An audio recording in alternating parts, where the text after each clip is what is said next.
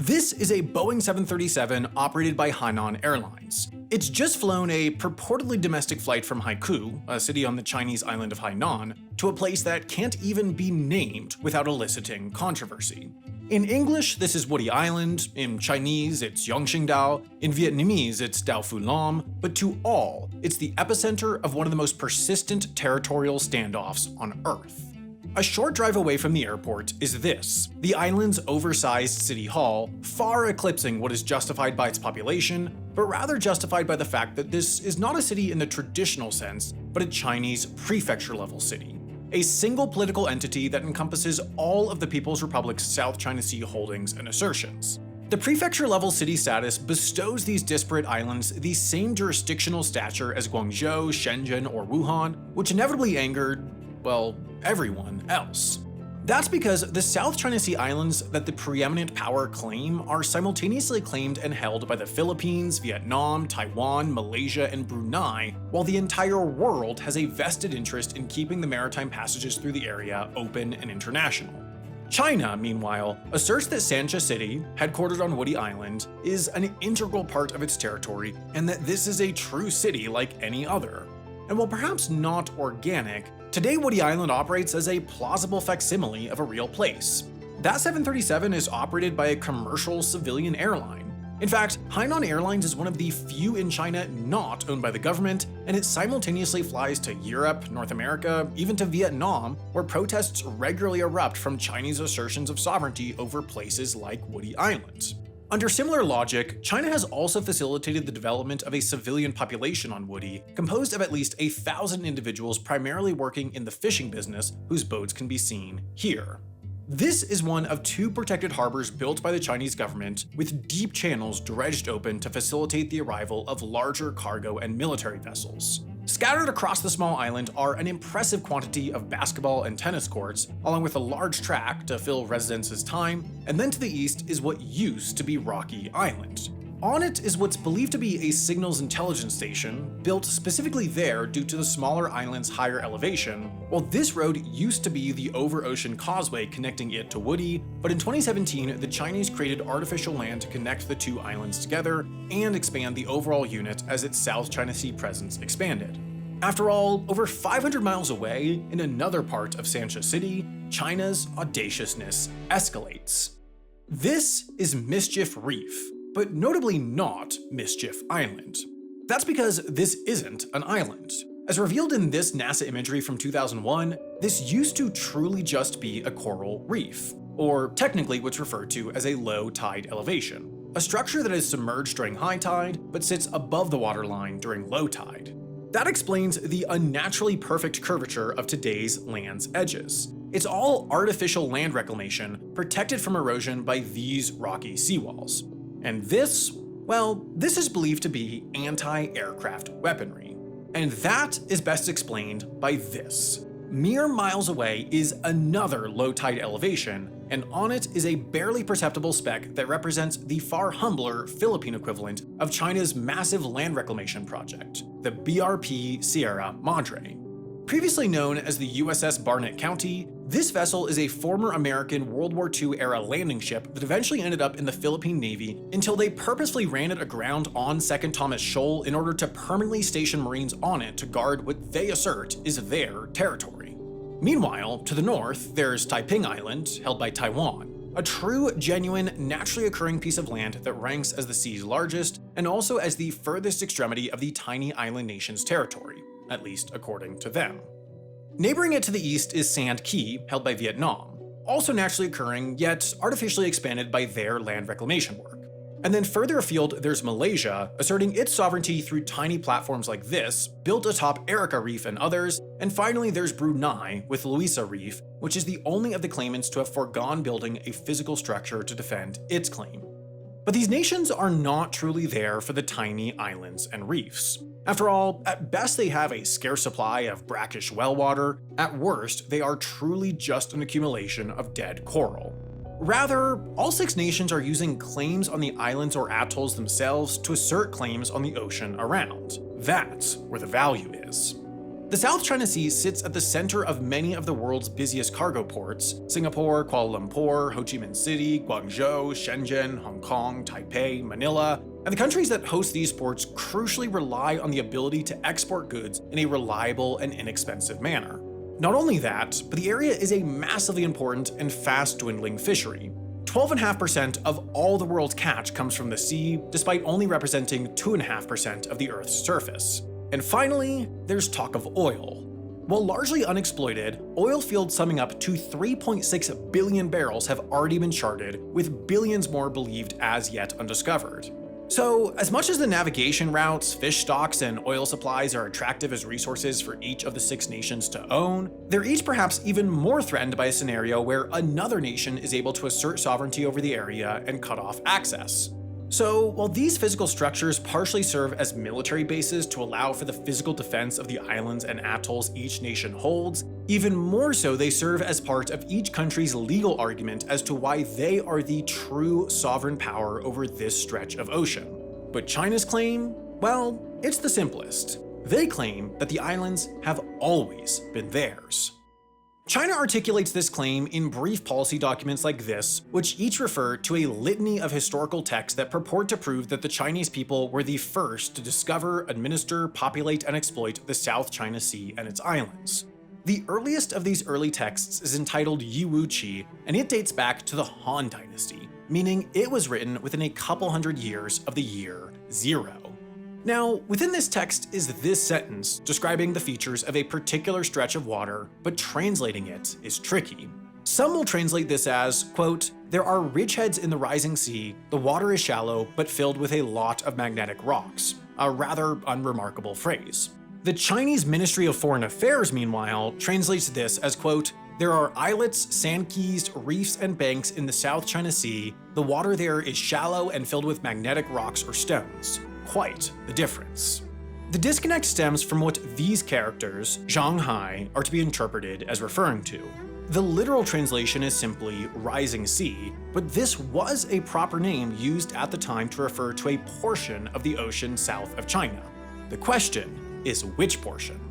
Some claim it refers to a much more narrow portion, while China, of course, asserts it refers to all of today's claim.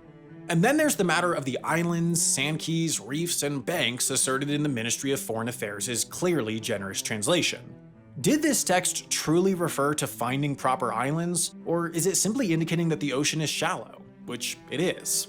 This is only a portion of the assertions and corresponding critiques stemming from this one text, and then there's a seemingly endless assortment of other historical writings and maps put forward by the Chinese government as evidence. And on top of that, there's archaeological evidence, actual artifacts that demonstrate Chinese presence on South China Sea islands. But the question that inevitably ensues with every discovery is whether it is truly evidence of habitation and sovereignty, or rather just tangential vestiges of a seafaring civilization. And more broadly, there's an even more complex legal question on whether Chinese presence on these islands passed the ambiguous threshold that indicates belief through history of sovereignty over them, and then even more confoundingly, whether that belief translated from each of the many dynasties and governments to have reigned over China to the next. But bizarrely, China has an ally in this historical narrative: Taiwan. The disputed country's claim over the South China Sea is almost the exact same as China's. Same territory, same argument. That's because both the People's Republic of China, also known simply as China, and the Republic of China, referred to as Taiwan, each more or less assert that they are the sole legitimate government of all of China and Taiwan, stemming from the Republic of China's origins as the government of China writ large before retreating to Taiwan in the dying days of their civil war against the now reigning Communist Party. Because the government of Taiwan is a direct lineage of the former government of mainland China, they believe that the same history and logic that is used to assert China's sovereignty of the South China Sea also applies to them. So, in a bizarre way, China and Taiwan are functionally allied in the South China Sea against the 4 other nations, even if there still is dispute between the 2 of them, because to each, the dispute is far simpler if, rather than 6 simultaneous claims, the sea is sovereign to at least historic China, and then the only question is what lineage of the past is the rightful one.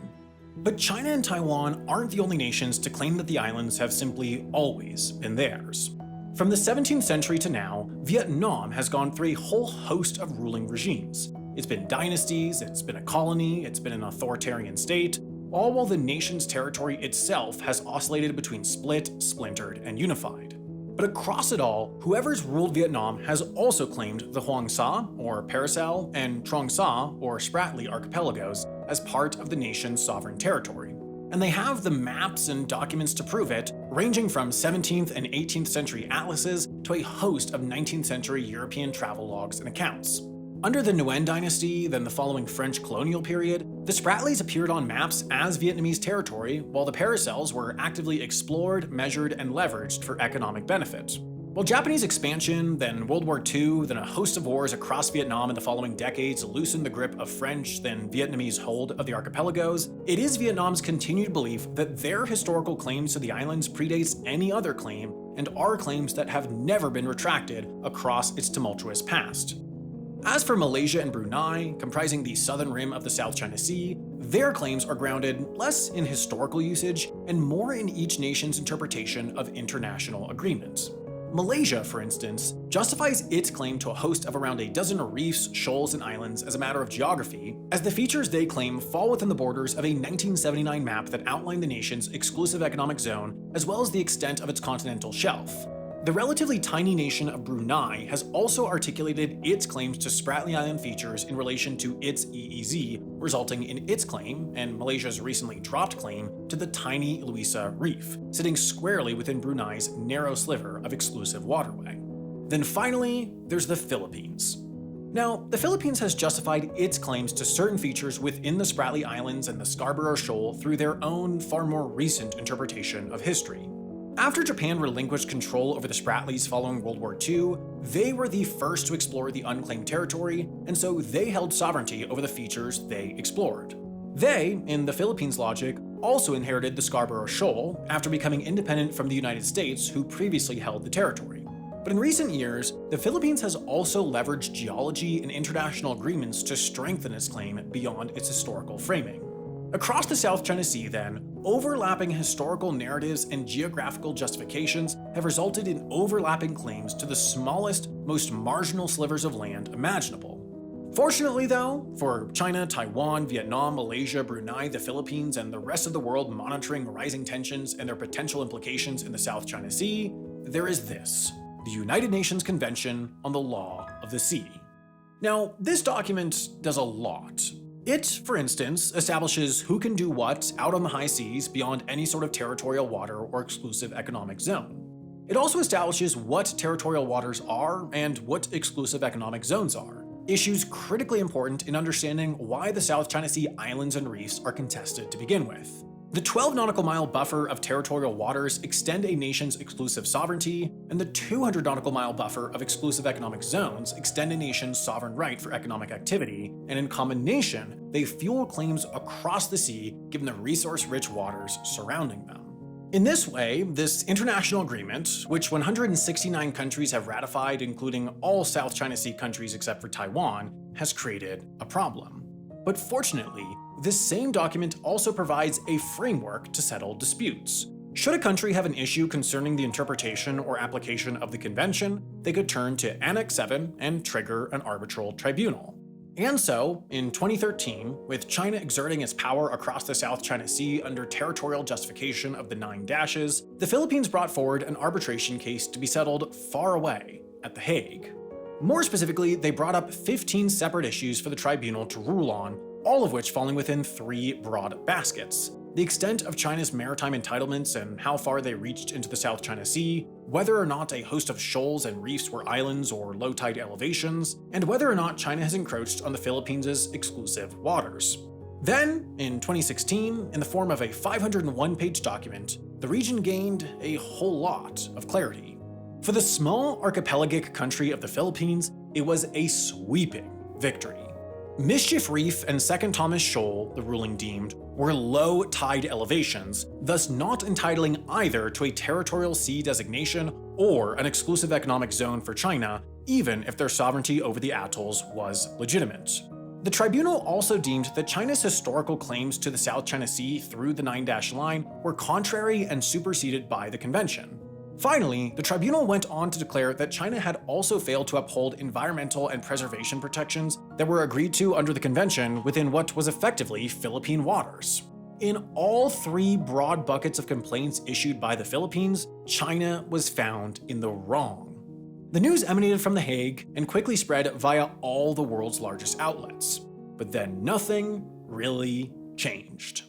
For one, the ruling from the beginning was hamstrung by its own framework. It was intended to clear up definitions, designations, and adherence to the convention, but it would not rule on any issue of sovereignty over the rocks, shoals, or islands dotting the South China Sea. Then there was the simple fact that China decided to take no part in the arbitration proceedings. Rather than appearing and representing at The Hague, China instead offered a lengthy memo that outlined their perceived limitations of the tribunal. That first, the UN Convention of the Seas could not rule over issues of sovereignty, and that second, China and the Philippines had previously agreed that they would settle disputes only through negotiation and bilateral means, something that this very case had broken. While the Philippines had won on paper and in the eyes of the UN's Law of the Sea, China maintained that that paper simply didn't mean much. So, the United Nations, the singular institution most responsible for resolving disputes between countries, had failed, in this instance, to do so. And it's not hard to understand why. Their only real enforcement mechanism is individual nations enforcing UN declarations, yet the only nations that appear interested in doing so are those already a part of the simmering conflict. But the implication is that these nations are in a low-level conflict in what is functionally the high seas, a lawless zone, not technically, but at least functionally based on the breakdown of the very treaty designed to rectify that. So what ensues is state-sanctioned chaos. This is the BRP Sierra Madre, the grounded Philippine ship defended by the nation's Marines, and within the lagoon, well, these are Chinese vessels, likely Coast Guard ships. In recent months, they've sat there almost continuously attempting to block access to the Sierra Madre, necessary for the Philippines to shuttle food in and swap Marines out to maintain their continuous presence. This is actual footage from one such attempt in March 2024. The Chinese Coast Guard vessels attempt to position themselves in front of the Philippine ships to block their path to the shoal or to intimidate them into turning around. And then to ramp pressure higher, the Chinese vessels deploy their high-powered water cannons against the Philippine vessels, which in this case shattered the windows of a Philippine ship, injuring 4 sailors. To avoid the riskiest sorts of confrontation occurring directly between Chinese and Philippine military forces, the Philippines hires these smaller civilian vessels to shuttle supplies from the larger vessels directly to the Sierra Madre itself, but that has potentially only limited the fallout. In the months that followed, such confrontations became such a regular occurrence that it's tough to sort between them. Philippine injuries and ship damage have stacked up, leading all to speculate on what could be next.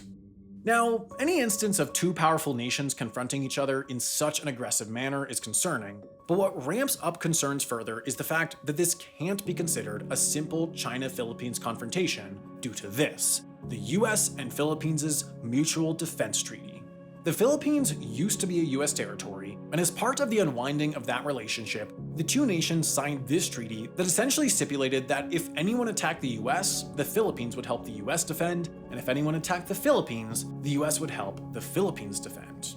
That treaty is still active, and all indications suggest that the two nations intend to follow through on its terms, as leaders from both have reiterated its active status in public time and time again. And in 2023, military leaders from both came together to clarify what, specifically, might invoke participation by one of the partners in the other's conflict. And that spurred the inclusion of this concerningly direct line. Quote, an armed attack in the Pacific to include anywhere in the South China Sea on either Philippine or US armed forces, which includes both nations' coast guards, aircraft, or public vessels, would invoke mutually defense commitments under Article 4 and Article 5 of the MDT. What has happened continuously over the past few months were attacks in the South China Sea on Philippine ships from their coast guard. The only facet of these incidents that kept them from invoking the Mutual Defense Treaty is that water cannons do not cross the threshold of what is considered an armed attack. Yet, the fact that the US was just one word away from being pulled into a military conflict with China is undoubtedly concerning. Of course, China knows this, They know how massive the difference between water cannons and guns are in the consequences they will suffer, but as in any military conflict, there is always the potential for miscalculation. This has led some defense analysts to ask whether the theoretical US-China conflict that so many fear will start not through the intuitive path, like Taiwan, but rather on an insignificant, isolated coral atoll in the South China Sea. The danger in the South China Sea stems from the fact that some nations care enough to fight for it, yet others don't care enough to arbitrate. As it has for so long, the conflict will simmer and simmer. There's every chance that it will stay that way and that the tenuous status quo will maintain. But what makes observers so worried is the fact that China has continuously been willing to challenge the status quo. At one time, building land was unprecedented, later on building military-capable runways was unprecedented, and then sending military ships and aircraft to the islands was, and then arming the islands with weaponry was, and now regular direct military-to-military confrontations is the new unprecedented normal. Yet, when sitting so close to the existential line, with the trend line progressing closer and closer to that very line, it appears pragmatic to worry about what will happen next.